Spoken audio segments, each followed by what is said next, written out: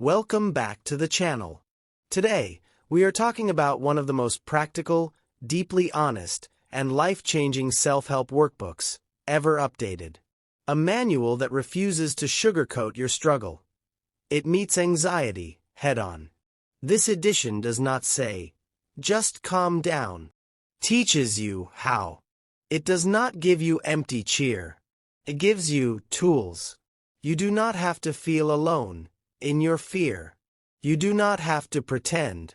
You do not need to avoid your feelings. You can face them with clarity, with methods, with courage. This video is based on the groundbreaking 8th edition of the Anxiety and Phobia Workbook by Edmund J. Bourne. This workbook has guided millions through their anxiety journey. It dares to say what most guides avoid. Anxiety is complex. Phobias are rooted deep. Managing them requires real work. So, if you are tired of vague solutions, spiritual cliches, or being told to just breathe, then this workbook and this video are your lifeline. This is not comfort. This is strategy. This is not escapism. This is empowerment. So stay with me, because what you are about to hear is a roadmap for healing. If you follow it, you may never look at anxiety the same way again. Section 1. Understanding anxiety today. Anxiety is not weakness. It is not a flaw in your character. It is not something you can simply snap out of. Anxiety is a real condition. It lives in your body. It shapes your thoughts. It changes the way you see the world. It can make ordinary days feel heavy. It can make small tasks feel impossible. It can make your chest tighten, your heart race, your stomach twist. And here is the truth. You are not imagining it. You are not exaggerating it. You are not being dramatic. The world today is different from the world your parents grew up in. Different from the world your grandparents knew. We live in an age of constant alerts. Breaking news. Endless scrolling. Social media comparisons. Notifications that demand your attention every minute. We are surrounded by crises. Climate change. Political instability. Global health emergencies. Financial uncertainty. Your nervous system is ancient. It evolved to keep you alive in the wild. It is wired to respond to danger, to prepare you for fight or flight. But today's dangers are constant. They never end. In the past, danger meant a tiger in the bushes. You ran. You fought. And when the threat was over, your body calmed down. Now, the tiger is your phone. The news. Your bills. Your boss's email. A sudden message from a friend that changes your mood in seconds. Your nervous system does not know the difference. It treats every ping, every headline, every worry as a threat. It keeps you on high alert, day after day, week after week. And when that state of alert never shuts off, anxiety takes root. What anxiety really is. Anxiety is not just stress. Stress is a normal reaction to pressure. It comes. It goes. Anxiety stays. It follows you home. It wakes you in the middle of the night. It sits with you while you eat. It interrupts your conversations. It is the feeling of being unsafe, even when you are safe. It is the fear of something going wrong, even when nothing has happened yet. Sometimes it is a whisper. Sometimes it is a shout. But it is always there. How modern life amplifies anxiety. In the last few decades, the pace of life has doubled, maybe tripled.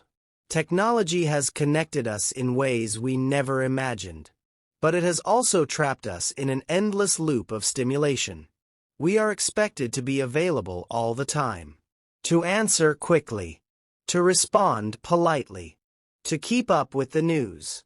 to keep up with friends, to keep up with the competition. Our brains were not built for this. And when you add real crises, climate disasters, health pandemics, political division, the load becomes unbearable. Your body reacts the same way it would if you were standing in front of danger. Your heart rate goes up. Your breathing changes. Your muscles tense. And if you live like that long enough, anxiety becomes your normal. Phobias, the silent partner of anxiety. Phobias are intense, irrational fears. They are not simple dislikes. They are not quirks. They are fears that can take control of your life. You might fear flying, driving on highways, public speaking, small spaces, crowds, insects, blood. A phobia can make you avoid certain places, avoid certain people, avoid certain experiences. It can shrink your life without you even noticing. One day, you realize your world has become very small, not because you want it that way, but because fear has been quietly drawing the walls closer. Why clarity is the first step to recovery. You cannot fight what you cannot see. You cannot heal what you cannot name. Many people live with anxiety for years without understanding it. They call it just being stressed. They call it just my personality. They believe it is who they are. But it is not who you are. It is something you are experiencing. And that is a powerful difference.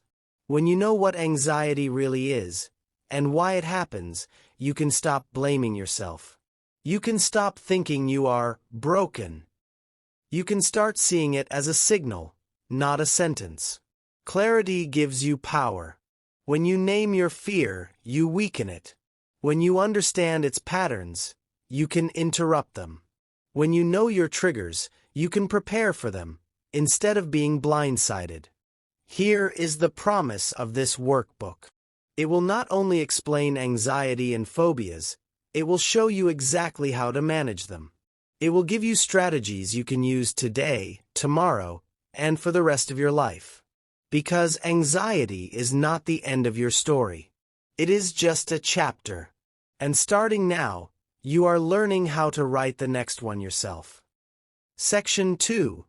The fear cycle and your mind-body connection. Fear rarely begins as fear. It begins as tension. A tightness in your chest. A shallow breath. A strange feeling in your stomach. Your body whispers before it screams.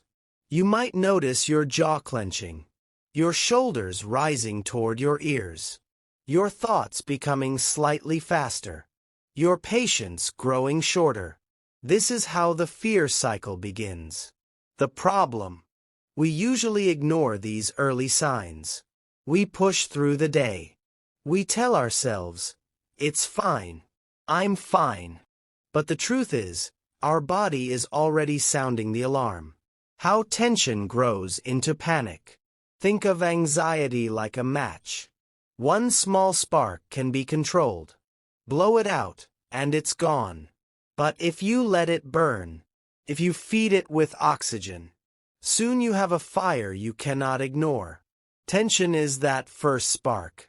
It may come from a stressful email, from a difficult conversation, from an unexpected bill, from a piece of news that unsettles you. At first, your body responds automatically. Your brain detects a possible threat. It releases adrenaline. Your heart rate climbs. Your breathing speeds up. Your muscles prepare to fight or flee. But here's the twist. In modern life, the threat is often not physical. It is emotional. It is social. It is mental. You cannot run from a bill. You cannot punch an uncomfortable memory. So the adrenaline stays. When adrenaline stays, tension grows. And when tension grows without release, it starts to feel like panic. You begin to notice every heartbeat, every slight change in breath. You worry about the worry. Your mind says, something is wrong. Your body responds, yes, prepare for danger. And the loop begins. This is the fear cycle. And once you are in it, it feels impossible to get out. Spot the triggers. The first key to breaking this cycle is awareness. You cannot change what you do not see. So, we learn to spot our triggers. Triggers can be obvious. A crowded room. A job interview. A phone call from someone who drains you. But triggers can also be subtle. A smell that reminds you of a bad memory. A song that plays during a stressful moment. Even a certain time of day. Some triggers are internal. A sudden dizzy feeling. A racing heart. A moment of déjà vu. Your mind interprets these sensations as danger, even when you are safe. Other triggers are external. Traffic. Loud noises. Too much caffeine. Arguments. The news. The workbook teaches you to list them all. Write them down without judgment. Do not label them as good or bad. Just notice. Because every trigger is a clue. A clue to understanding your personal fear cycle. How the cycle strengthens itself. Imagine this. You are in the supermarket. You feel a sudden wave of dizziness. You think, oh no, here it comes. Your body hears that thought as an emergency signal. It releases more adrenaline. Your heart beats faster. Your breath shortens. You feel even more dizzy. Your mind panics more. Now the cycle is complete. Sensation, thought, more sensation, more thought. Round and round. The cycle grows stronger each time you go through it. Your brain learns to react faster. Your body learns to respond harder. And soon, it takes less to set it off. Breaking the loop. Step by step. Step 1. Recognize the early signs. Do not wait for full panic to begin. Notice the first breath change. The first muscle tightness. The first thought that says, something's wrong. Step 2. Name what is happening. Say it out loud if you can. This is anxiety. It is not danger. Naming it separates you from it. Step 3. Slow the body, not the mind. Many people try to stop thinking. But the mind hates an empty space. Instead, focus on slowing your body first. Deepen your breath. In for 4 counts, out for 6. Relax your shoulders. Unclench your jaw. Send a signal to your body. We are safe. Step 4. Interrupt the thought spiral. Once your body begins to settle, talk back to your thoughts. Not with denial, but with facts. Say, I have felt this before. It always passes. My body is reacting to a false alarm. Step 5. Return to the present moment. Look around. Name 5 things you see. 4 things you can touch. 3 things you can hear. 2 things you can smell. 1 thing you can taste. This grounds you in reality, not in the storm inside your head. Step 6. Repeat until it feels natural. The fear cycle is a habit. Breaking it is also a habit. At first, it will feel awkward. Your mind will resist. But the more you practice, the faster your body learns to stand down. The mind-body partnership. Anxiety is not just in your head. It is also in your breath, your heartbeat, your posture. Your nervous system and your thoughts are partners.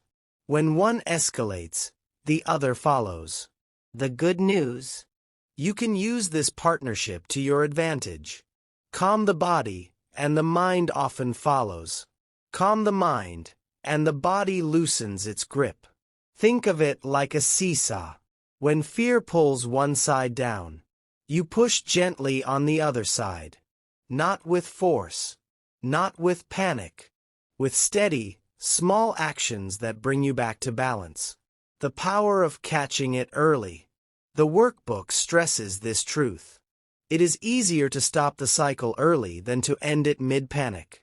When you catch anxiety at the tension stage, you have room to breathe. You have choices. You can step outside. You can slow your breath. You can choose a different thought. But once you are in full panic, your body is running a program that is hard to interrupt. It will pass, yes. But prevention is always more powerful than rescue. Why this matters for your healing. Breaking the fear cycle is not just about avoiding panic. It is about teaching your nervous system a new way to live. A way where tension does not have to become terror. Where your body trusts you to keep it safe. Where your mind believes that safety is possible. This is the heart of mind-body connection. And it is not magic. It is practice. It is repetition. It is patience. You are not weak for feeling anxiety. You are not broken for having panic. You are simply running a pattern you can unlearn. And the moment you start spotting your triggers, naming your sensations, and breaking the loop, that is the moment you begin to take your life back. Section 3. Grounding through breathing and relaxation. Close your eyes for a moment and imagine this. You are standing on a cliff. The wind is howling. The ground feels unsteady beneath your feet. Your heart pounds like a drum in your chest. Your hands are shaking. You feel that if you take one wrong step, everything will collapse. This is what anxiety feels like. It is a constant storm inside your body. Your breath becomes shallow. Your muscles stay tight like coiled springs. Your thoughts race so quickly that you cannot keep up. In these moments, the world does not feel safe. But here's something powerful. You can teach your body to feel safe again. You can learn to press the reset button on your nervous system. This section is about exactly that. It is about grounding yourself through breathing and relaxation. Simple, science-backed tools that you can use anywhere, anytime, to calm your mind and body. When you master these techniques, you will not just manage your anxiety, you will transform your relationship with it.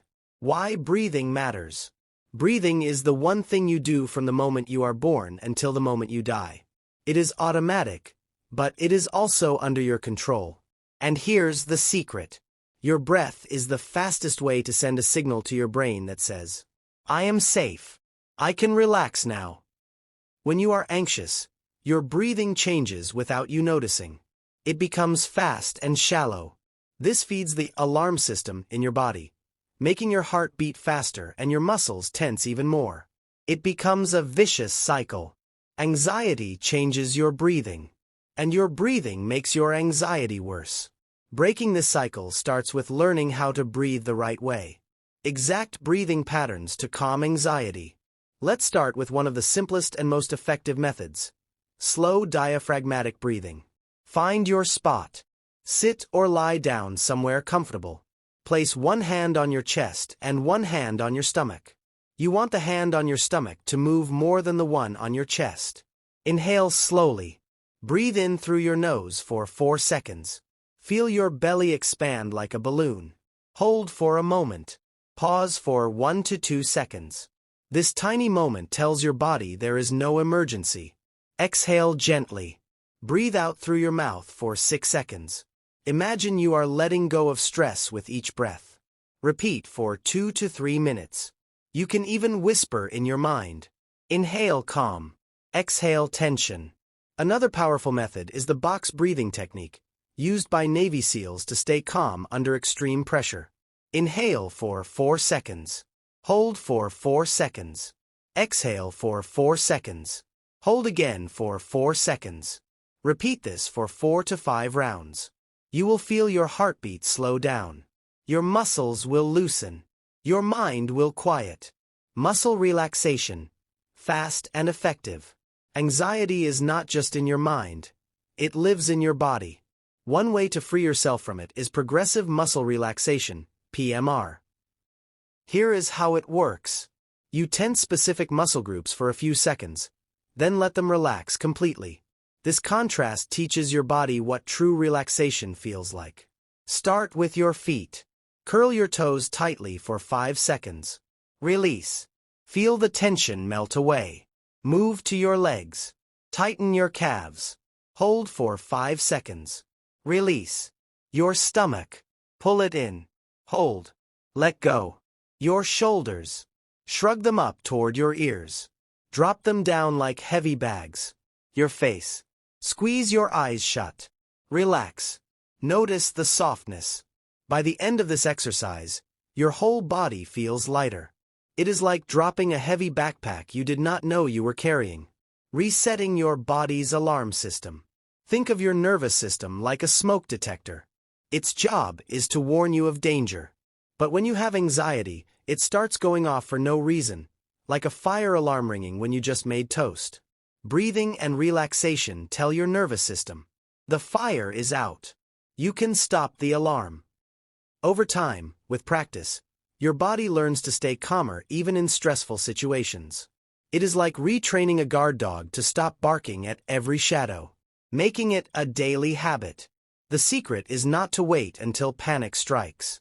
Practice every single day, even when you feel fine.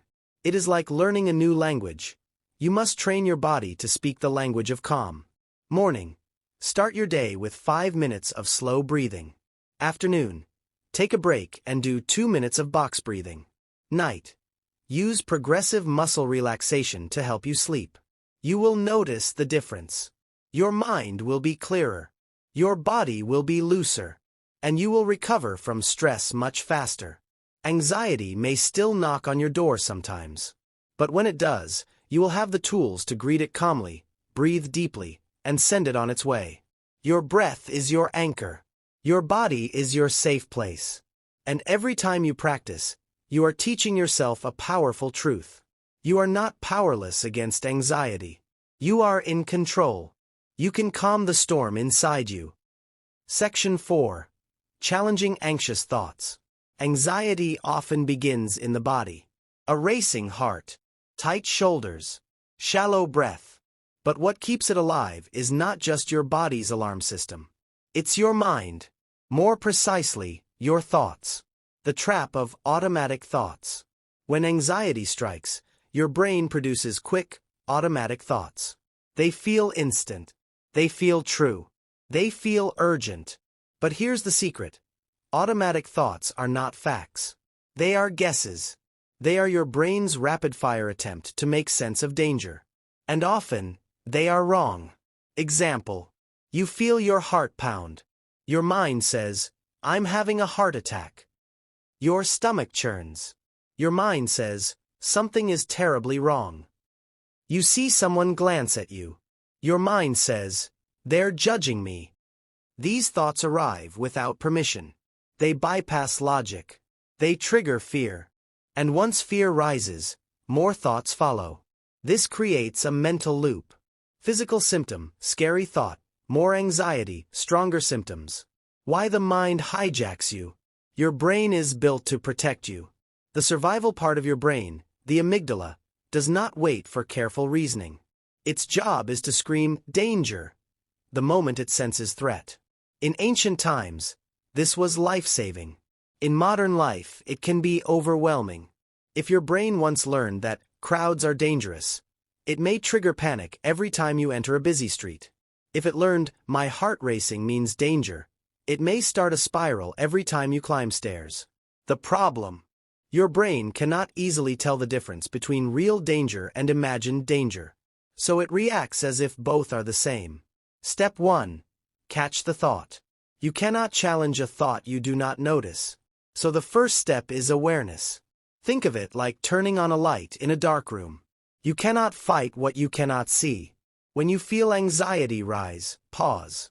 Ask yourself, what just went through my mind? Not what you felt, what you thought. Maybe it's, I will embarrass myself. I'm going to faint. They won't like me. Write it down. Putting thoughts on paper slows them down. It gives you space to think. Step 2. Question the thought. Once you catch the thought, the next step is to question it.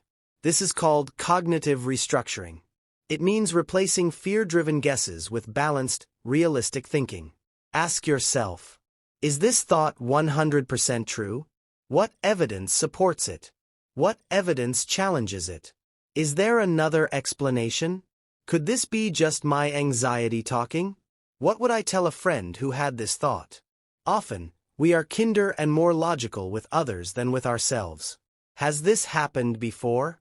If yes, what was the outcome? Did the disaster I feared actually happen? Example. Thought. I'll faint during my presentation. Question. Have I fainted before in public? No. Could this be nerves? Yes. What's more likely? That I'm just anxious. Step 3. Replace. Don't erase. You cannot simply tell your brain, stop thinking that. The brain hates a vacuum. If you remove a thought, it rushes to fill the space, often with the same fear. Instead, replace it with a balanced statement. For example, I'm nervous, and that's okay. My body is preparing to perform. I have done this before, and I can do it again. Balanced thoughts are not blind optimism. They acknowledge reality. They calm the alarm without ignoring the challenge. The power of maybe. Anxious minds demand certainty. What if I fail? What if I panic? What if something bad happens? The truth. You cannot have 100% certainty. Life does not work that way. But you can make peace with maybe. Instead of, I will fail. Try. Maybe I'll be nervous. Maybe I'll stumble. But I'll still be okay. Maybe opens the door to possibility. It breaks the grip of absolute fear. Practice. The thought record. The workbook recommends using a thought record, a simple chart you can use daily. Situation. What happened? Automatic thought. What went through my mind? Emotion. How did I feel? Evidence for. Why might this be true? Evidence against. Why might this not be true? Balanced thought. What's a fairer way to see this? Outcome. How do I feel now? Do this often. Even when it feels repetitive. You are rewiring your brain. Each time you challenge a thought, you weaken its power. Making peace with uncertainty. A major source of anxiety is the belief that you must control everything. The weather. Other people's opinions. Future events. Your own body's sensations. But the truth is, you cannot. Trying to control the uncontrollable only increases stress. So what's the alternative? Accepting uncertainty. Not liking it. Not wanting it. But making space for it. Tell yourself, I do not know what will happen. And I can handle that. This is not giving up. It's freeing your energy for the things you can control. Your choices, your actions, your response. Exposure to the thought. Sometimes, anxious thoughts keep returning no matter how often you challenge them. In that case, avoiding the thought makes it stronger. The solution. Gentle exposure. Instead of pushing it away, let yourself think it, on purpose. Say it out loud. Write it 20 times. Picture it happening. At first, anxiety will rise. But if you stay with it without escape, the fear will peak and then fade. Your brain learns, this thought is not dangerous. I can survive it. Why this works? Your mind and body are connected. When your thoughts are catastrophic, your body prepares for disaster. When your thoughts are balanced, your body calms down. By catching, questioning, and replacing anxious thoughts, you stop the mental fuel that keeps the fire burning. It is not about thinking positive all the time. It is about thinking realistically, so your fear loses its grip. Your next step. For the next week, carry a small notebook or use your phone. Every time you notice anxiety, pause and ask, what just went through my mind? Then write it down. Later, challenge it with the questions we've discussed. Do not expect instant change. This is mental training. And just like physical training, progress comes with repetition. Every challenged thought is a small victory. And small victories build a calmer, stronger mind. Section 5. Exposure therapy for real life. Fear grows when we avoid it. Every time you dodge a situation that makes you anxious, you teach your brain one dangerous lesson. This place, this moment, this person is unsafe. It does not matter if the fear is social, situational, environmental, or digital. Avoidance feeds it. Avoidance makes it stronger. And soon, avoidance begins to control your entire life. Exposure therapy is the antidote. It is a process of facing fears, carefully, safely, step by step, until the fear loses its power. It is not about throwing yourself into the deep end. It is about walking slowly into the water, giving your body and mind time to adjust. Why exposure works. Your brain has an alarm system. When you encounter something it thinks is dangerous, it triggers anxiety. Heart races. Breathing speeds up. Muscles tense. But here's the truth. If you stay in that situation long enough, the alarm stops ringing. Your brain learns. This is not a real threat. I can handle this. That is the secret of exposure therapy. You teach your nervous system a new story. The danger was never as big as your mind made it. Step 1. Building your fear hierarchy. Think of your fears as a staircase. At the top is the biggest, scariest situation you can imagine. At the bottom is something only mildly uncomfortable. For example, if you have social anxiety, your staircase might look like this. Sending a short text to an acquaintance. Making a quick phone call to order food. Asking a stranger for the time. Attending a small social gathering. Speaking up in a work meeting. Attending a large party where you know almost no one. Giving a short speech in front of a crowd. If your fear is specific, like elevators, the steps might be: looking at a photo of an elevator. Standing outside an elevator without getting in. Standing inside with doors open. Riding one floor with a friend. Riding several floors alone. The key is to rank your fears from easiest to hardest. Do not skip steps. Do not jump ahead. Step 2. Graded exposure. Graded exposure means you work from the bottom of your hierarchy up. You face the mildest fear first. You stay in the situation until your anxiety starts to drop. This may take minutes, or it may take longer. The first time you try, your anxiety may feel high. But with repetition, your brain begins to relax. When you can do that step without significant anxiety, you move to the next. It's like physical exercise for your courage. The more you practice, the stronger your confidence grows. Facing social fears. Social anxiety is one of the most common struggles today. The fear of judgment can freeze you. But remember, most people are too focused on themselves to notice your every move. Practical social exposure steps. Smile at a cashier. Ask someone in a store for help finding an item. Join a group class or meetup. Introduce yourself to a neighbor. Volunteer in a small community event. Start small. Repeat often. Build upward. Facing situational fears. Situational anxiety often involves places, environments, or activities. This might be driving over bridges, flying, or going to busy malls. Tips for situational exposure. Research the situation to understand it better. Visit the location without full participation. Use grounding techniques from earlier sections during exposure. Gradually increase the challenge level each time. The aim is not to eliminate the situation from your life. It is to reclaim it. Facing environmental fears. Environmental fears are linked to surroundings, open spaces, enclosed spaces, certain weather. For example, claustrophobia may keep you from small rooms, or agoraphobia may keep you from open crowds. The method remains the same.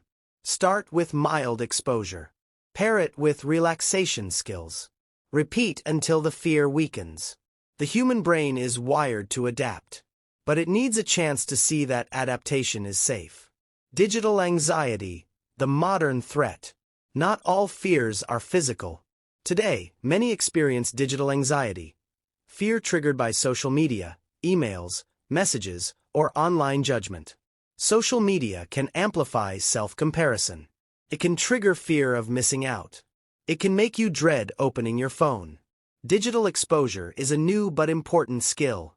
Check messages on a schedule instead of constantly. Post something small online and leave it without checking for instant reactions. Engage in short, intentional online conversations. Slowly increase your tolerance for digital visibility. Your online life should not control your emotional state. Through gradual exposure, you regain digital balance. Combining exposure with safety practices. Exposure works best when paired with skills we covered earlier. Breathing exercises to regulate panic. Grounding techniques to stay present. Cognitive reframing to challenge negative thoughts. Think of exposure as training your body and your mind at the same time. Handling setbacks. You will have tough days. You might face a step and feel overwhelmed. You might even avoid it again. This is normal. Progress is not a straight line. What matters is returning to the practice. Each attempt teaches your brain resilience. Your fear diary. Track your exposures. Write down date and time. Situation faced. Initial anxiety level, 0 to 10. Anxiety level after staying in the situation. Thoughts or insights gained. Seeing your progress in writing is powerful. It reminds you how far you've come. The long-term reward. Exposure therapy does not only reduce fear. It restores freedom. It lets you live without shrinking your world. Every time you face a fear, you expand the edges of your life. You reclaim the spaces and experiences anxiety once stole. This is not a quick fix. It is a commitment. But each step forward is proof of your courage. Key takeaway. Avoidance fuels anxiety. Exposure shrinks it. Face fears gradually, repeat consistently, and use your skills to stay grounded. Over time, your mind will learn. You are safe. You are capable. You are free. Section 6. Cultivating mindfulness and acceptance. Anxiety thrives in the what-if world. It feeds on thoughts about tomorrow. It feeds on regrets about yesterday. It almost never lives in the actual present moment. Think about it. Right now, in this exact second, are you in danger? Most of the time, the answer is no. But your mind can convince you otherwise. It will replay old fears. It will project future disasters. It will take you anywhere except here. That is where mindfulness steps in. What mindfulness really is. Mindfulness is not about emptying your mind. It is not about forcing yourself to be calm.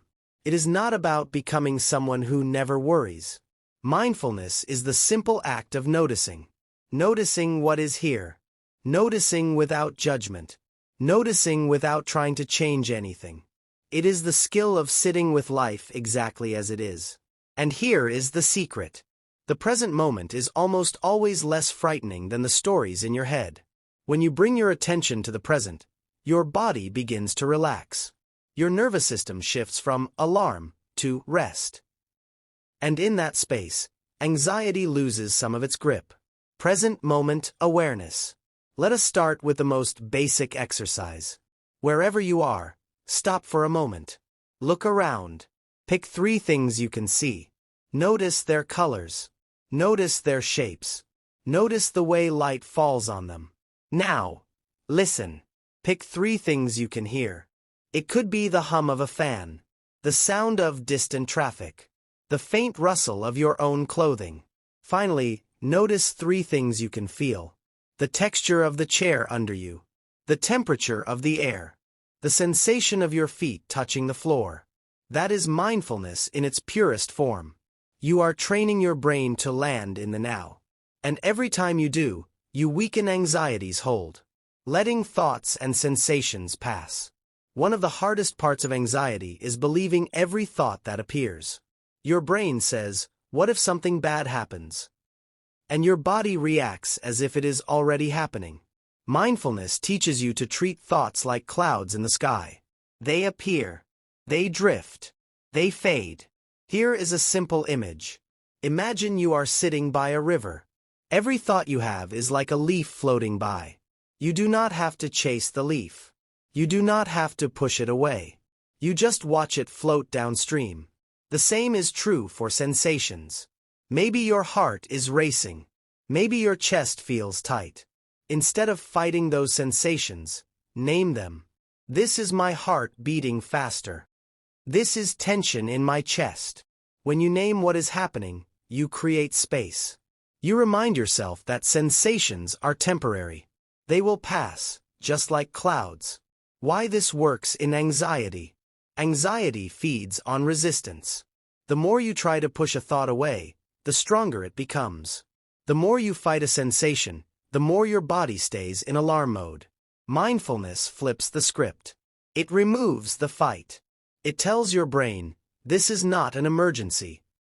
And when your brain stops labeling everything as urgent, your body follows. Your breathing slows. Your muscles release. Your mind clears enough to choose your next step. Micro-mindfulness. Calm in chaos. You do not have to set aside an hour to meditate every day to feel the effects. You can practice mindfulness in micro-moments, right in the middle of chaos. Here are some examples. Waiting in line. Instead of scrolling your phone, feel the ground under your feet. Listen to the sounds around you. Notice the colors in the room. In a meeting, when your anxiety spikes, focus on the rhythm of your breath for 3 cycles.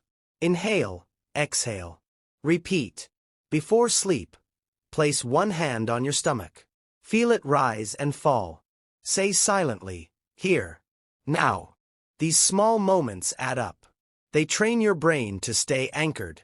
And the more anchored you are, the less power anxiety has. Acceptance. The twin of mindfulness. Mindfulness is about noticing. Acceptance is about allowing. Acceptance does not mean you like what is happening. It does not mean you give up. It means you stop wasting energy on fighting reality. Think of it like this. If you are caught in a strong ocean current, your first instinct is to fight it. But fighting makes you tired. The current pulls you harder. If instead you float and go with it for a moment, you save energy. You can then swim sideways and reach safety. Acceptance works the same way. When you allow feelings and thoughts to exist without resistance, you save mental energy. You can then use that energy to take constructive action. Practical ways to build acceptance. Name the feeling. This is anxiety. This is worry. This is fear. Remind yourself it is temporary. Every feeling rises and falls. Stop adding extra judgment. Avoid thoughts like, I should not feel this way, or I am weak for feeling anxious. Focus on what you can control. Your breath, your posture, your next small action. Over time, you realize that you can coexist with anxiety without being controlled by it. Mindfulness practices for daily life. Mindful eating. Take a bite. Notice the taste, texture, and smell. Eat slowly. Mindful walking. Feel each step. Notice the shift of weight from heel to toe. Mindful conversation. When talking to someone, focus fully on their words. Notice their tone, their expression. The goal is not perfection. The goal is presence. Even if you drift away into thoughts, every time you return, you are training your mind. Calm in chaos. Real-life example. Imagine you are at the airport. Your flight is delayed. People are frustrated. You feel the first wave of anxiety. Here is what mindfulness might look like. Pause. You put your phone down. Breathe. Inhale deeply. Exhale slowly. Notice the chatter of voices, the rolling of luggage wheels, the smell of coffee from the cafe nearby. Name. This is waiting. This is uncertainty. And that is okay. Your situation has not changed, but your experience of it has. You have created a small island of calm inside the storm. Making calm a habit. Like any skill, mindfulness grows stronger with practice. At first, your mind will wander every few seconds. That is normal. Each return to the present is like a push-up for your brain. Start small. Choose one activity today to do mindfully. It could be drinking your morning tea. It could be washing your hands. It could be stepping outside and feeling the air on your face. Little by little, you will notice changes. You react less to sudden stress. You recover faster from anxious moments. You feel more grounded, even in uncertainty. Anxiety loves speed. It loves rushing thoughts and quick reactions. Mindfulness and acceptance slow the pace. They give you space to choose how to respond. In that space, you find your strength. You discover that you can live with uncertainty without being consumed by it. You learn that calm is not something you wait for. It is something you build, one mindful breath at a time. Section 7. Nutrition, Sleep and Lifestyle Healing. Anxiety does not begin only in the mind. It lives in the body. It breathes in your heartbeat, in your stomach, in your nervous system. And what you feed your body, how you rest it, and the rhythm of your daily life, all of it decides how strong anxiety grows. This is why healing is not only about thoughts. It is about fuel. It is about rest. It is about how you live from sunrise to sunset. Today, we dive into the pillars of physical healing: food, sleep, lifestyle. 3 foundations. 3 keys. Together, they can lower anxiety. Together, they can help your brain rebuild its balance. How diet fuels anxiety. Let us begin with food. Food is not neutral. Every bite you eat tells your body how to feel. Can calm you, or it can agitate you. Think of caffeine, coffee, energy drinks, strong tea.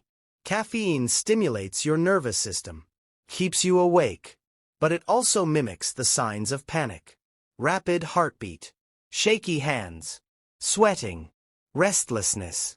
When you live with anxiety, these signals confuse the brain. Your mind thinks danger is near. A simple cup of coffee can become the spark for a panic attack. That is why cutting back, or even removing caffeine, can feel like magic. It is not weakness. It is wisdom. Now think about sugar, candy, soda, sweet snacks. Sugar brings a quick rise in energy. Then comes the crash. And with the crash comes irritability, low focus, fatigue, and fear. When your blood sugar swings, your mood swings with it. Stable blood sugar means a stable mind. That is why balanced meals matter. Protein, whole grains, fiber, foods that keep energy steady. Then there is the gut. Science now shows what people once guessed. The gut is the second brain. Millions of nerve endings live in your digestive system. They connect directly to your mood. When your gut health suffers, anxiety rises. When your gut thrives, calm becomes easier. So how do you protect it? Eat more plants, more vegetables, more fruits. Add probiotic foods, like yogurt, kefir, kimchi, sauerkraut. They bring good bacteria, and good bacteria bring better balance. This is not a diet trend. This is neuroscience. Food shapes your feelings. Healing begins on your plate. Better sleep equals better brain. Now, let us talk about sleep. Sleep is not optional. It is not a luxury. It is survival. Without sleep, anxiety grows sharper. Your brain loses its ability to regulate emotions. The amygdala, the fear center, fires more often. The prefrontal cortex, the rational center, goes offline. Result: you feel out of control. Think of a night where you slept only a few hours. The next day, even small problems feel impossible. That is the power of sleep loss. It makes every challenge heavier. So, how do we restore it? First, respect your body clock. Go to bed at the same time. Wake up at the same time. Every day.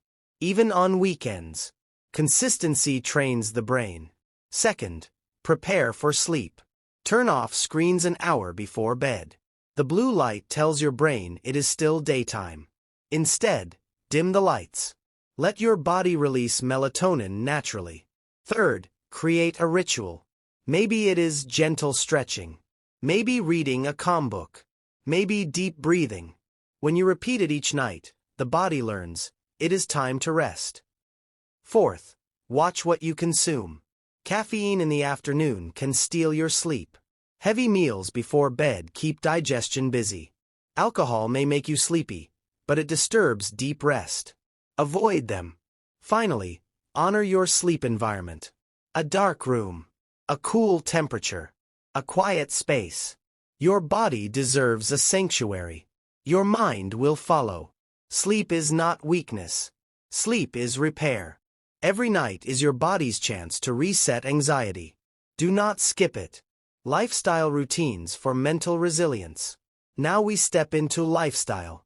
The patterns you build each day either protect you or expose you. Start with movement. Exercise is nature's antidepressant. It is free. It is powerful. It lowers stress hormones like cortisol. It boosts endorphins, the chemicals of calm. It strengthens your heart and lungs, which panic often hijacks.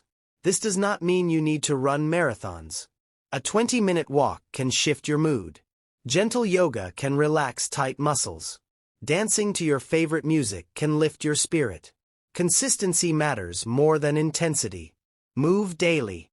Move kindly. Your body will thank you. Next, routine. Anxiety loves chaos.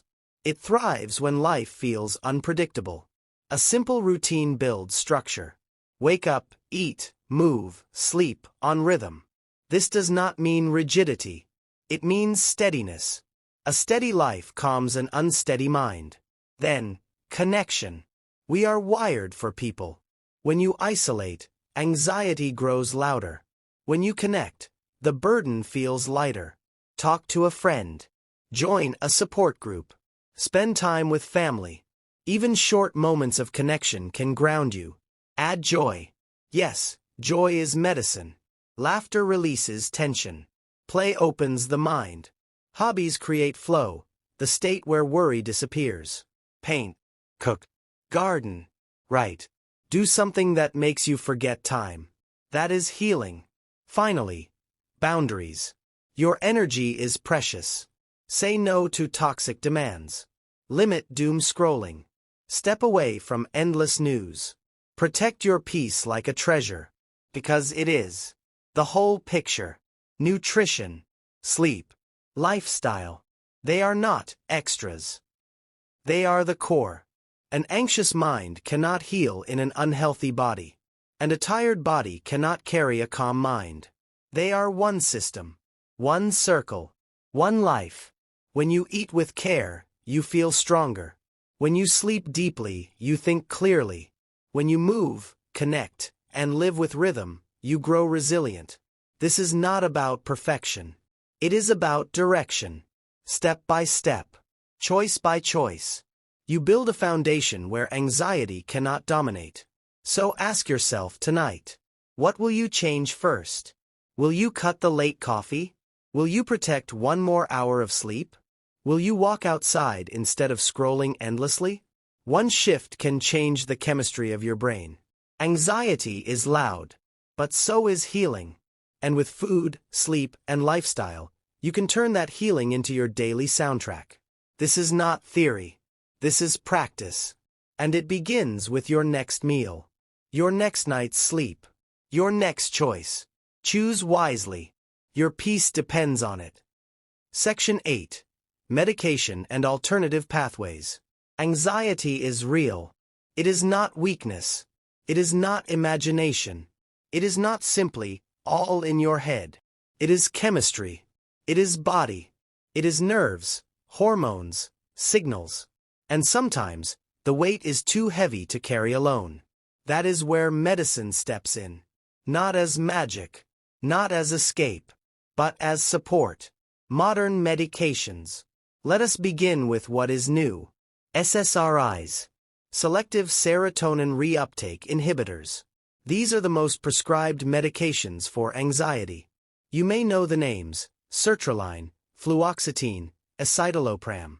They work by adjusting serotonin levels in your brain. Serotonin is a messenger. When it is balanced, mood steadies. Fear softens. Obsessions loosen their grip. But SSRIs are not instant. They take weeks. Sometimes 4. Sometimes 8. Patience is part of the process. Side effects? Yes. Nausea, headaches, sleep changes. For many, these fade after the first few weeks. For some, adjustments are needed.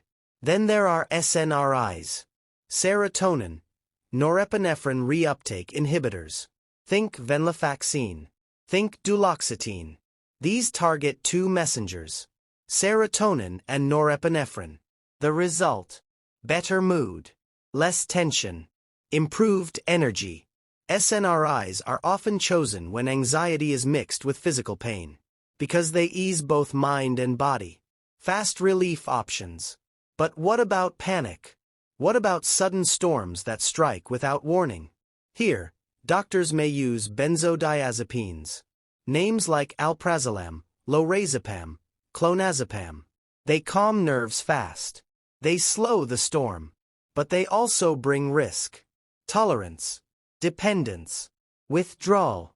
For this reason, benzodiazepines are often short-term bridges, not long roads. Another fast option is beta blockers, originally for the heart, but they quiet the body's alarm. They reduce shaking hands, racing heart, sweaty palms.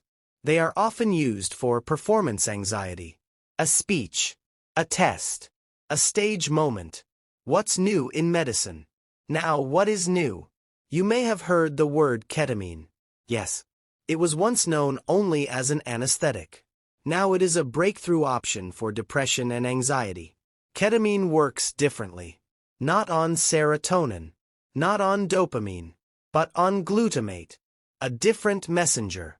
It can bring relief within hours, even when nothing else has worked. But ketamine is not a pill. It is usually given through 4 infusion or nasal spray. It requires close monitoring. It is not for everyone, but for those drowning in treatment-resistant anxiety, it has been a lifeline. Next, cannabis-derived options. The word CBD is everywhere. Oil, gummies, capsules. But what is real? Studies show CBD may reduce anxiety.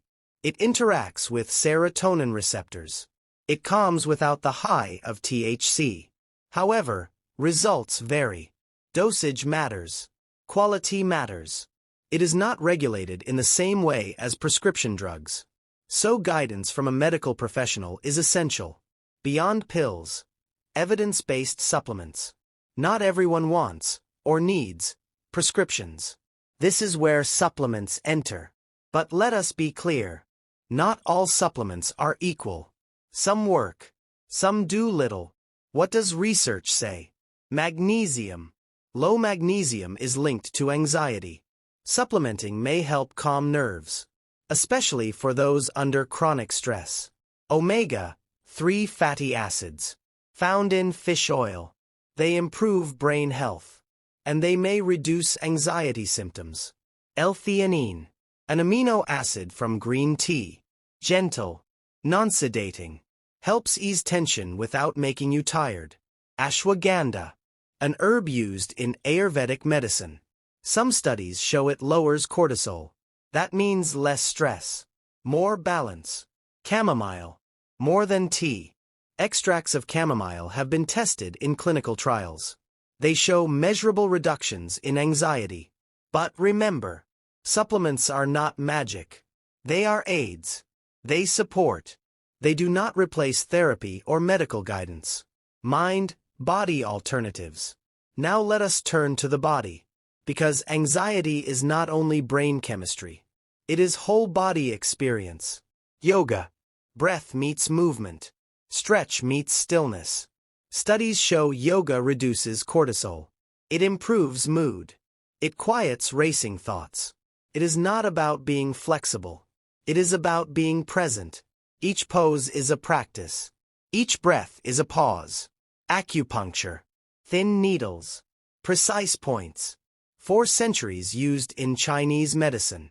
Modern studies show acupuncture may regulate the nervous system. It may reduce overactive fight-or-flight responses. It may bring balance when panic feels endless. Massage therapy. Touch lowers tension. Muscles release. Heart rate slows. It is not indulgence.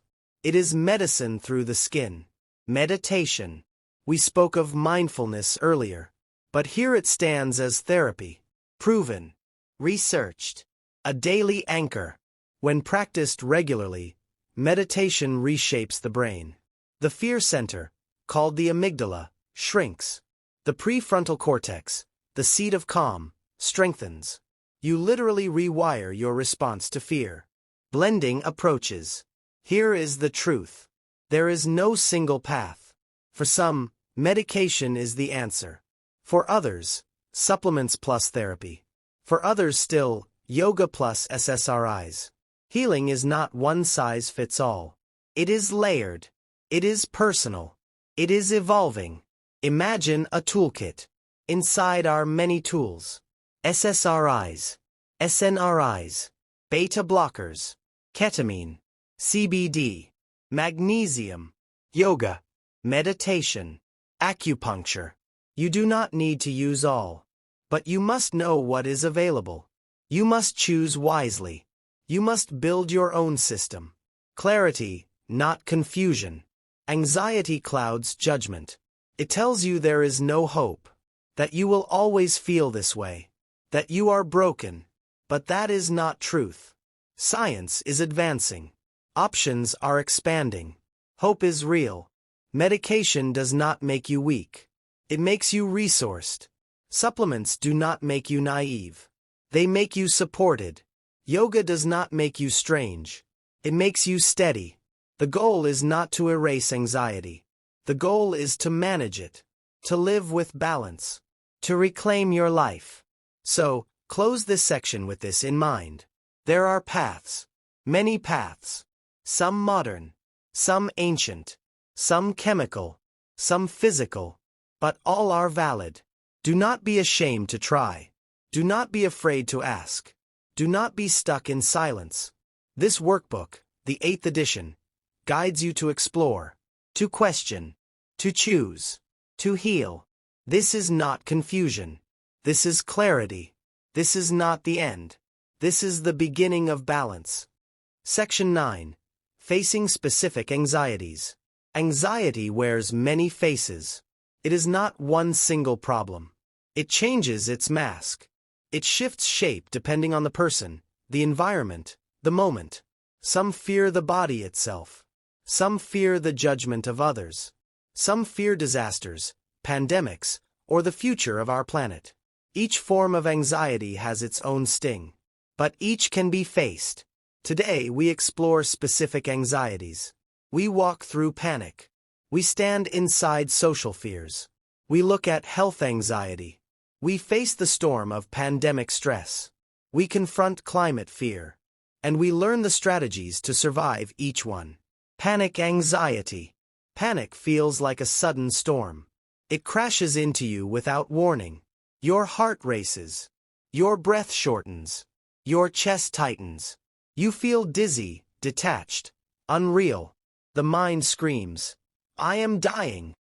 The body shouts, "Something is wrong." But panic is not death. It is the body's alarm system misfiring. It is the nervous system on high alert. Adrenaline floods the body.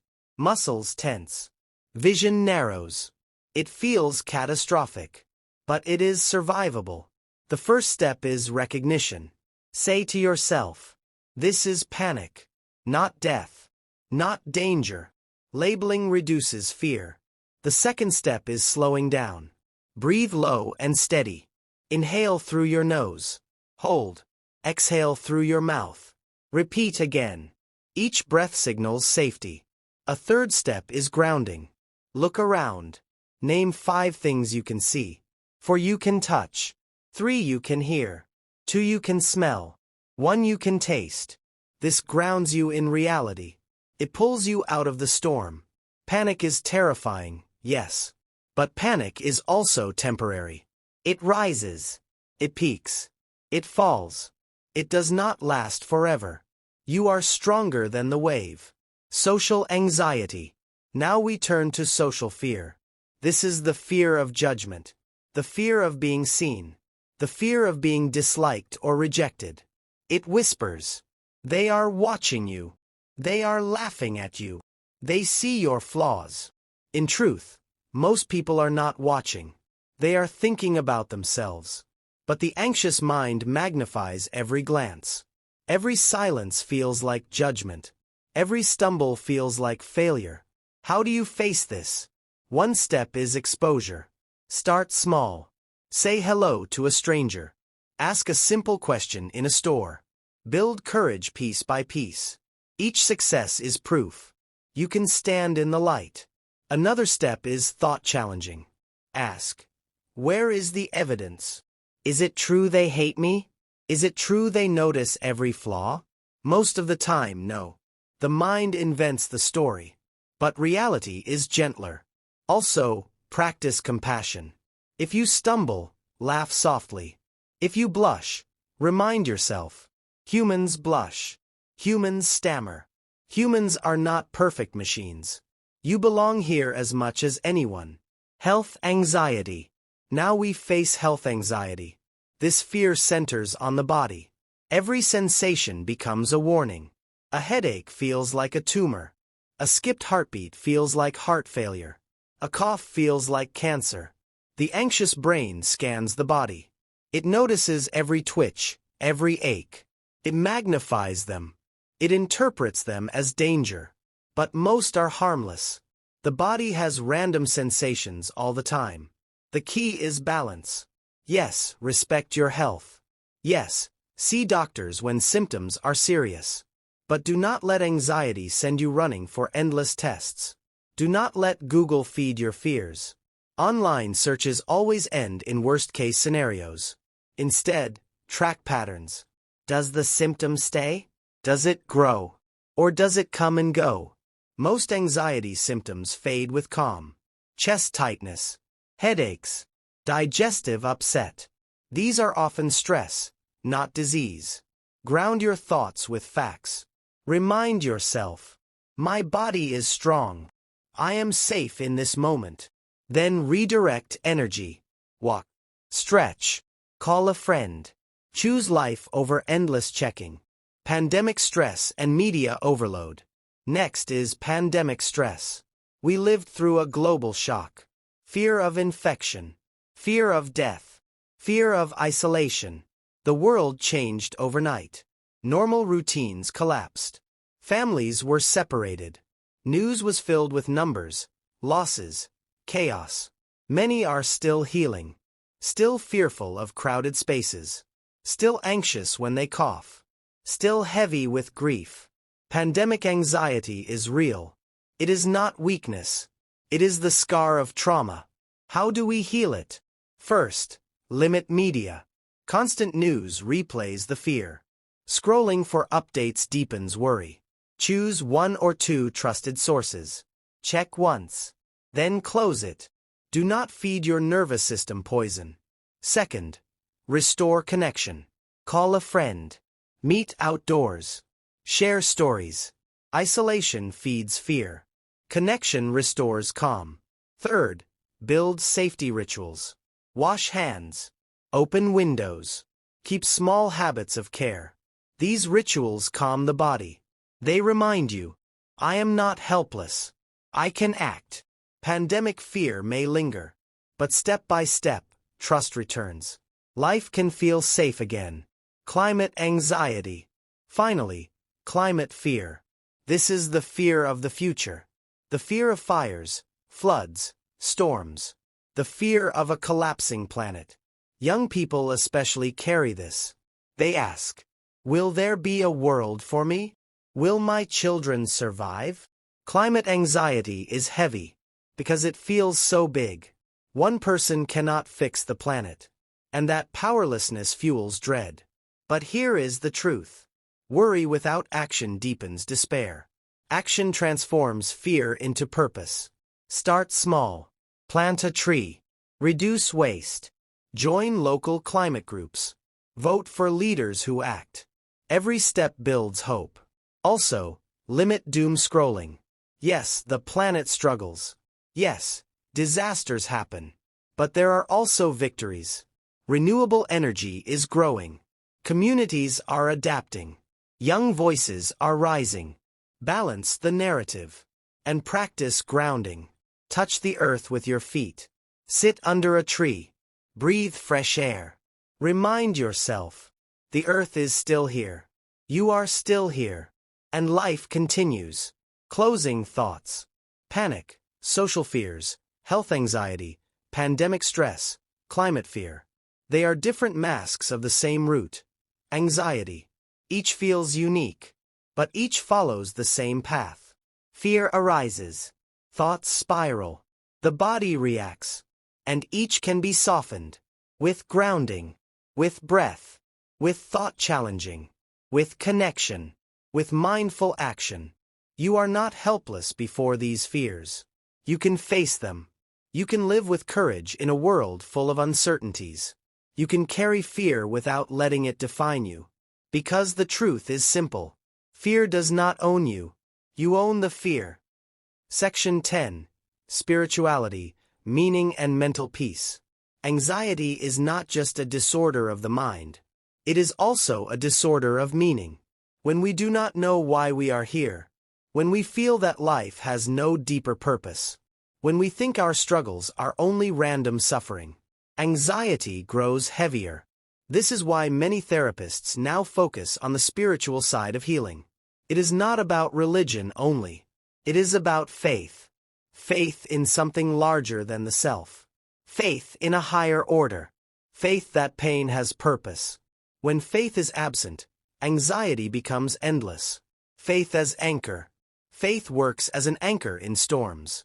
It tells us, life is more than our fears. It whispers, this pain will pass. It says, you are part of something vast and eternal. Science supports this too. Studies show that people with spiritual practices report less anxiety. They handle stress better. They feel stronger when faced with loss. Faith does not erase fear, but it places fear in perspective. Instead of being the center of everything, fear becomes a passing visitor. It loses its power. Inner purpose. Anxiety often grows when life feels empty. We chase goals, money, titles, success. But inside, we may feel hollow. When the heart is hollow, fear echoes louder. Inner purpose changes this. Purpose gives direction. Transforms pain into growth. It makes us endure suffering because we know it has meaning. Viktor Frankl, a survivor of Nazi camps, said this clearly. Those who have a why can bear almost any how. This is the essence of spiritual healing. Ask yourself, what is my why? What keeps me moving? Who do I serve? What values define me? These questions are not luxuries. They are survival tools for the anxious mind. Connection beyond the self. Anxiety isolates. It makes us shrink into ourselves. We feel alone in pain. Spirituality breaks this cage. Connects us to others. It reminds us that suffering is universal. That we all breathe the same fragile air. When we pray, meditate, or reflect, we touch something beyond the self. We remember that we belong. That belonging itself calms the nervous system. Loneliness fuels anxiety. Connection dissolves it. Gratitude as medicine. One of the simplest spiritual practices is gratitude. Gratitude is not denial. It is not pretending that pain does not exist. It is choosing to notice what is still good. Each morning, write 3 things you are grateful for. It could be as small as warm tea, as simple as breath in your lungs, as precious as a friend's smile. Gratitude shifts the mind. It breaks the cycle of fear and scarcity. It whispers, life is not only threat, it is also gift. Science shows gratitude rewires the brain. It lowers stress hormones. It strengthens optimism. It builds emotional resilience. Presence as peace. Anxiety drags us into the future. What if this happens? What if that fails? What if I cannot survive tomorrow? Spirituality brings us back to now. Now is the only place we are safe. Now is the only time we can breathe. Now is the only ground under our feet. Practicing presence means noticing. Noticing your breath. Noticing your heartbeat. Noticing the sound of wind or birds. Each time your mind races ahead, gently call it back. Say, "Come home." Say, "I am here. This moment is enough." Presence builds calm. Calm does not mean no storm. It means you can stand while the storm passes. Exercises for spiritual grounding. Gratitude journal. Write 3 blessings each morning. Review them before sleep. This practice shifts focus from fear to faith. Breath prayer. Choose a word or phrase. Breathe in, "I am safe." Breathe out, "I release fear." Repeat until your body softens. Service to others. Do 1 act of kindness daily. It may be small, holding a door, smiling at a stranger. Service shifts focus from self to connection. Anxiety weakens when self-focus fades. Nature connection. Walk outside without distraction. Notice trees, sky, earth. Nature itself is spiritual medicine. It calms the nervous system. Faith reflection. Read a sacred text, a poem, or a line of wisdom. Reflect on its meaning. Ask, what truth does it remind me of today? Why meaning reduces anxiety. Anxiety feeds on chaos. Meaning creates order. Meaning is the frame around the picture of life. Without the frame, everything spills and blurs. With the frame, we see shape, color, direction. When you have meaning, fear does not vanish. But it no longer controls you. You rise above it. You see your suffering as part of a larger story. A story where growth is born through trial. A story where wounds become wisdom. Finding your own path. Remember, spirituality is not one path. It is not limited to religion. It may be found in prayer, in meditation, in nature, in music, in art, in serving others, in silent reflection. Each person must find their own doorway. What matters is not the form. What matters is the depth. Does it make you feel connected? Does it lift you beyond fear? Does it bring you peace, even for a moment? That is your spiritual medicine. Closing with clarity. Spirituality, purpose, gratitude, presence. These are not abstract ideas. They are tools. They are anchors for the anxious soul. Without them, anxiety feels endless. With them, anxiety shrinks. It becomes just one part of life, not the ruler of life. You can live with peace. You can walk with calm. You can breathe in storms and still feel steady. Because your meaning carries you. Your faith holds you. Your spirit guides you. Section 11. Preventing relapse. Building your safety net. Anxiety can fade. Phobias can soften. Your body can heal. But relapse is always a risk. Recovery is not a straight road. It has turns, bumps, and detours. The truth is clear. If you do not build a safety net, fear can return. If you do not notice the signals early, panic may grow again. If you do not guard your habits, stress can take over. So, let us build a shield. A daily shield. A safety plan. A life pattern that holds you steady. Early warning signs. Relapse does not come like a sudden storm. Comes like a shadow. Quiet at first. Small signals appear. Maybe you feel restless at night. Maybe your sleep gets shallow. Maybe you feel tired, even after rest. Maybe your heart races more often. Maybe you avoid one small thing, then another. These are early signs. Your body whispers before it screams. Your mind hints before it shouts. The key is awareness. You must know your signals. Everyone has their own pattern. For some, relapse begins with tight muscles. For others, it begins with fast thoughts. For others still, it begins with irritability. Write your list. Note your early signs. Keep it where you can see it. When you catch it early, you win. When you ignore it, fear grows. Think of relapse as a leaking roof. If you fix it at the first drip, the house is safe. If you wait until the storm, damage spreads. Building a maintenance plan. You need more than awareness. You need a plan. A clear path. A routine that works even on bad days. Step 1. Daily practice. Keep doing the exercises that helped you heal. Do not stop just because you feel better. That is a common mistake. People quit relaxation, quit journaling, quit exposure practice. Then anxiety creeps back in. Step 2. Balanced life. Check your sleep. Check your diet. Check your screen time. Balance is not a luxury. It is prevention. Step 3. Schedule calm. Yes, calm needs to be planned. Set aside 10 minutes for breathing. Set aside 10 minutes for silence. Set aside space for peace. If you do not plan it, stress will fill it. Step 4.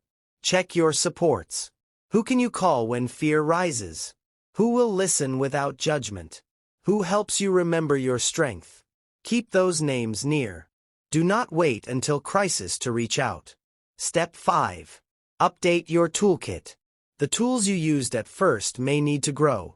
Maybe you need new grounding skills. Maybe you need a therapist check-in. Maybe you need a mindfulness group. Healing evolves. Your plan must evolve too. Daily habits that guard your peace. Habits are the bricks of your safety net. One brick is not enough. But layer by layer, you build a wall of strength. Wake with intention. Before you touch your phone, breathe. Set a calm tone for the day. Move your body. It does not have to be a workout. A walk. A stretch. A dance. Movement signals safety to your brain. Eat with awareness. Not rushed. Not drowned in sugar or caffeine. Food is fuel for your nervous system. Treat it with care. Rest well. Protect your sleep like treasure. No screens late at night. A dark room. A quiet mind. Sleep is the strongest healer. Journal often. Write your fears. Write your wins. Writing clears the fog. It keeps track of progress. Practice gratitude. List 3 things each day. Small or big. A smile. A meal. A moment of peace. Gratitude reshapes the brain. Limit media. Anxiety feeds on chaos. News, gossip, scrolling. These trigger fear. Control what enters your mind. Practice exposure. Do not avoid your triggers. Face them in small steps. If you avoid, fear grows back. If you face them, strength returns. Stay mindful. Return to the present when thoughts spiral. Notice your breath. Notice your body. Notice what is here, not what might be. Connect often. Isolation is a trap. Call a friend. Visit family. Join a group. Connection is protection. Guarding your progress. Think of relapse prevention like a garden. You planted seeds. They sprouted into calm. But weeds will return if you do not tend. Daily habits are the watering. Maintenance plans are the fence. Awareness of signs is the sunlight. You cannot stop storms from coming. But you can build strong roots. Deep roots. Roots that hold even when winds rise.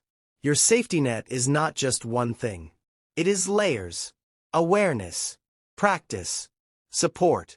Lifestyle. Spiritual balance. Relapse is not failure. It is a reminder. A call to return to what works. A signal to strengthen your net again. Practical exercise. Your relapse shield. Let us build it now. Take a notebook. Draw 3 columns. Column 1. Early signs. Write your own signals. Restlessness. Sleepless nights. Avoidance. Whatever is true for you. Column 2. My tools. List what helps you. Breathing. Walking. Calling a friend. Writing. Exposure. Column 3. My support. List who can help you. A family member. A friend. A therapist. A group. Keep this page visible. Review it weekly. Add new tools. Update old ones. This becomes your shield. Your relapse plan. Your safety net. Closing this section. Relapse prevention is not about fear. It is about wisdom. You have learned how anxiety works. You have faced it. You have calmed your body. You have reshaped your mind. Now you must protect your progress. Stay awake to the signs. Keep your daily habits alive. Strengthen your net. Healing is not about never falling. It is about rising faster, each time. Your safety net makes that possible. It catches you before you drop too far. It keeps your journey steady. So, take this truth. Relapse may knock at your door. But with a strong net, it will not stay. You are not helpless. You are prepared. You are stronger than you were. And tomorrow, you will be stronger still. Section 12. Living beyond anxiety. Hope. Resilience. Identity beyond fear. This is the heart of recovery. This is the path that begins after the panic fades. It is the road you walk, not for a week, not for a year, but for life. Anxiety may come. Fear may knock.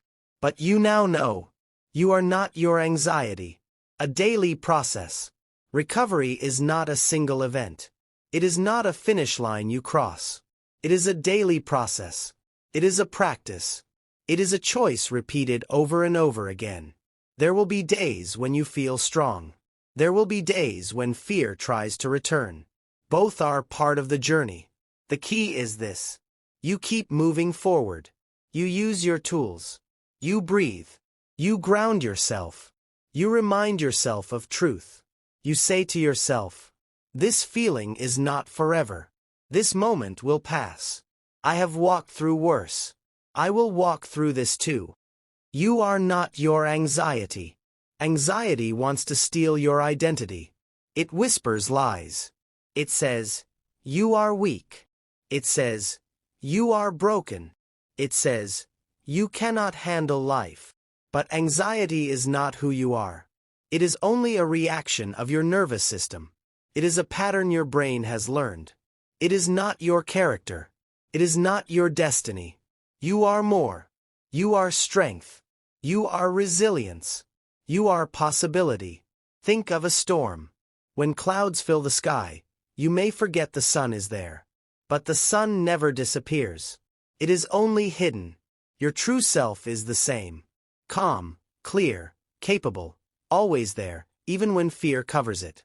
Hope beyond fear. Hope is the seed of recovery. Without it, healing slows. With it, change becomes possible. Hope does not mean you never struggle. It means you believe in tomorrow.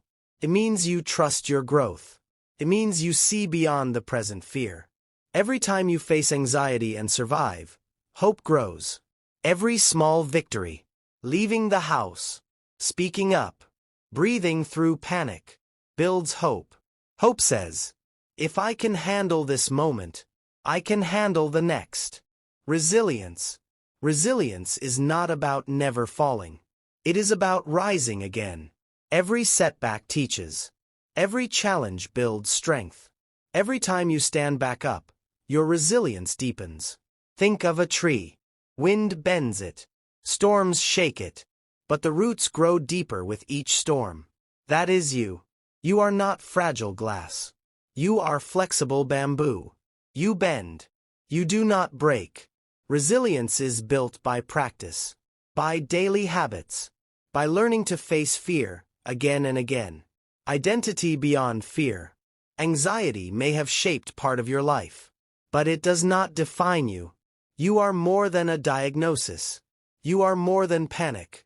You are more than fear. You are a parent, a friend, a worker, a dreamer. You are laughter, love, and creativity.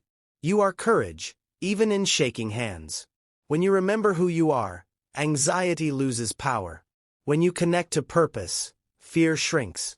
Ask yourself, what brings me alive? What gives me meaning? What would I do if anxiety did not stop me? Then step toward it. One step at a time. Even if fear is there. You live your life anyway. The lifelong journey. This is not a quick cure. There is no magic pill. No instant switch. No perfect day when fear vanishes forever. But there is something better. There is growth. There is wisdom. There is a life richer than before. Because when you face fear, you grow stronger. When you learn calm, you value peace. When you live with awareness, life tastes deeper. Anxiety becomes your teacher, not your prison. It teaches patience. It teaches gratitude. It teaches courage you never knew you had. The tools are yours. Look back at your journey. You have gathered tools. You know how to breathe. You know how to ground. You know how to challenge thoughts. You know how to face fears. You know how to practice mindfulness. You know how to care for your body. You know how to lean on support. These are not just techniques. They are weapons. They are shields. They are guides. Carry them with you. Use them daily. Refine them. Trust them. Because with tools, fear cannot control you. You have the choice. In every moment, you have a choice. A choice to give in to fear. Or a choice to face it. A choice to avoid. Or a choice to act. A choice to believe the anxious thought. Or a choice to challenge it. This choice is yours. And each time you choose courage, your brain rewires. Each time you choose presence, your body calms.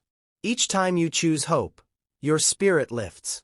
The more you choose, the stronger you become. Gratitude and connection. One of the greatest ways to live beyond anxiety is gratitude. Gratitude shifts focus. From fear to what is good. From panic to what is steady. From lack to abundance. Start small. Say, I am grateful for this breath. Say, I am grateful for this moment of peace. Say, I am grateful for the strength to face another day. Connection is also vital. Isolation feeds anxiety. Connection heals it. Talk to others. Share your story. Seek community. Let yourself be seen. Let yourself be supported. You are not alone.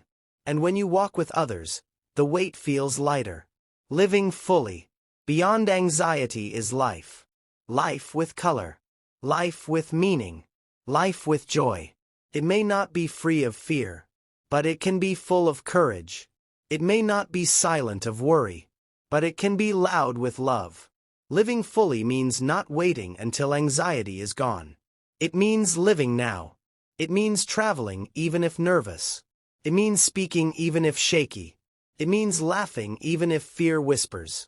It means choosing life again and again. A final word. You are not your anxiety. You are not your panic.